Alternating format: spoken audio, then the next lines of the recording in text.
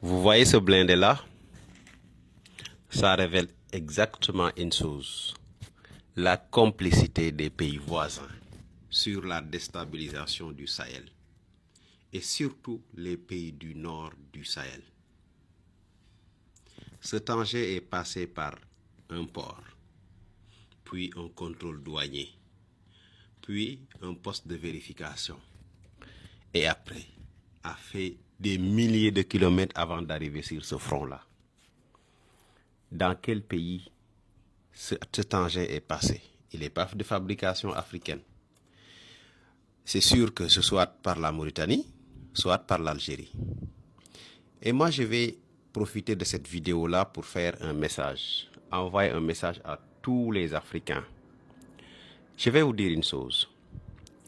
Tant que notre frontière avec le Sahara n'est pas militarisée, la zone du Sahel va davantage reculer vers le sud, c'est-à-dire l'Afrique au sud du Sahara va se rétrécir, les Sahraouis vont gagner beaucoup plus de terres sur nos pays et nos populations vont voir chaque année des villages brûlés, exilés. Ce que je vous dis là, si vous ne me croyez pas, allez voir au nord du Mali. Les villages qui sont les plus brûlés, c'est les villages qui ne sont pas Touareg. Plus un village est proche, sa population est proche du Maghreb, plus il a la facilité ou bien cette chance d'être épargné par cette barbarie qui sévit dans le Sahel. Ce qui veut dire que ceux qui arment, nourrissent et alimentent cette histoire de terrorisme au Sahel sont de connivence avec ceux du nord du continent africain, c'est-à-dire le Maghreb. Ils cherchent tous à étendre territorialement leur emprise sur le continent africain. Parce qu'au-delà des terres, il faut voir un sous-sol. Et le sous-sol, c'est la richesse.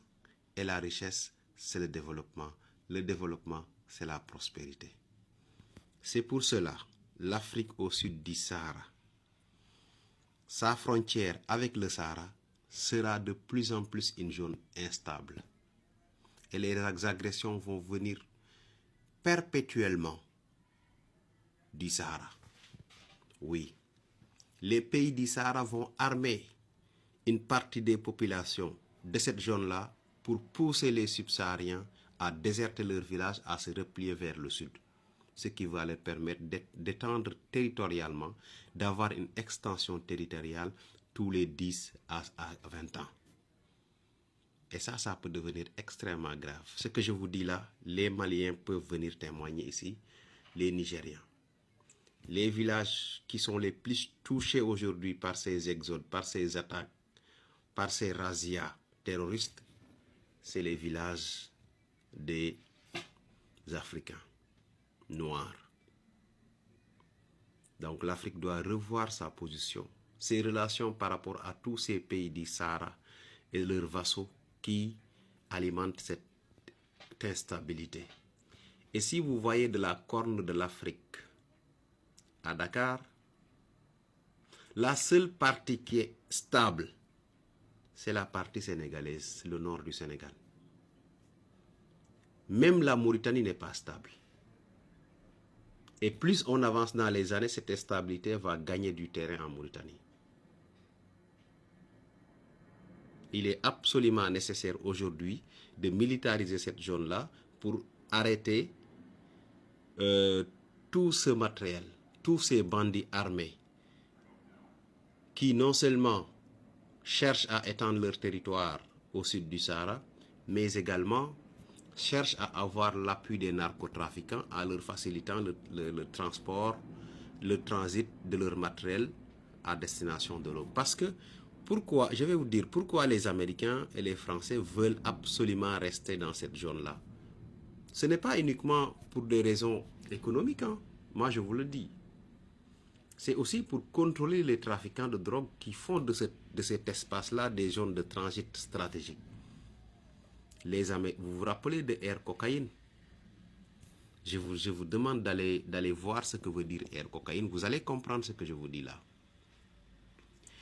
Cette zone-là, si vous la contrôlez, vous sécurisez une partie vous mettez la main sur une partie du trafic de drogue en Europe. C'est-à-dire que si les Européens parviennent à contrôler cette partie du Sahel, beaucoup de drogue qui entre en Europe ne va plus arriver. Mais ils ont fait fausse route parce que c'est eux qui alimentent ce qui protège ces groupes-là, ce qui leur permet de faire descendre des avions clandestinement et de repartir. Maintenant, vous allez me dire, mais où va cette drogue? Cette drogue va directement via le Sahara en Europe, via les pays du Maghreb et entre en Europe. C'est exactement ce qui se passe aujourd'hui. Mais il faut absolument que les Africains se réveillent et sachent que cette zone de la bande, la frontière entre le sud du Sahara, l'Afrique noire et l'Afrique sahraoui, ou bien l'Afrique Maghreb, ne sera jamais stable tant que les Africains n'ont pas pris la décision qu'il faut, c'est-à-dire de militariser cette zone-là. C'est une zone qui a traditionnellement connu des razzias. Ça fait des siècles que cette instabilité-là est dans cette zone-là, mais à un moment donné, avec les indépendances, l'arrivée des Européens, ils avaient la mainmise sur cette zone-là et il n'y avait plus possibilité pour les Maghrébins ou bien pour les pays du Sahara de venir attaquer le sud du Sahara pour soit voler des esclaves, voler du bétail, voler des chameaux ou bien voler de la nourriture. Ça, c'était stabilisé avec la colonisation. Mais maintenant, la colonisation est partie, la pratique va demeurer, mais sous une autre manière. C'est-à-dire qu'aujourd'hui, ce ne sera plus un pays qui va se lever pour dire « je vais aller attaquer le Mali directement ». Ils vont envoyer des bandits bien armés, bien protégés, bien soignés. Et pour preuve, aujourd'hui, tous les terroristes qui sont blessés au front au Mali sont soignés en Mauritanie et en Algérie. C'est une preuve palpable. Et par rapport à la sécurité, à l'aide de la Corne de l'Afrique à Dakar, vous faites chaque pays a une instabilité, ou bien tout le pays est instable. Donc, il faut que les Africains se réveillent sur cette question-là, s'ils veulent avoir vraiment la paix sur le continent africain, parce que ce qui se passe dépasse largement une simple question de pouvoir, d'arrivée, de coup d'État, je veux rester, non, ils n'ont pas bien travaillé, on va prendre le pouvoir. C'est au-delà de ça. C'est une histoire qui date de plusieurs siècles qui veut se répéter. Et il faut que ça ne se répète plus. Parce que on en a beaucoup payé.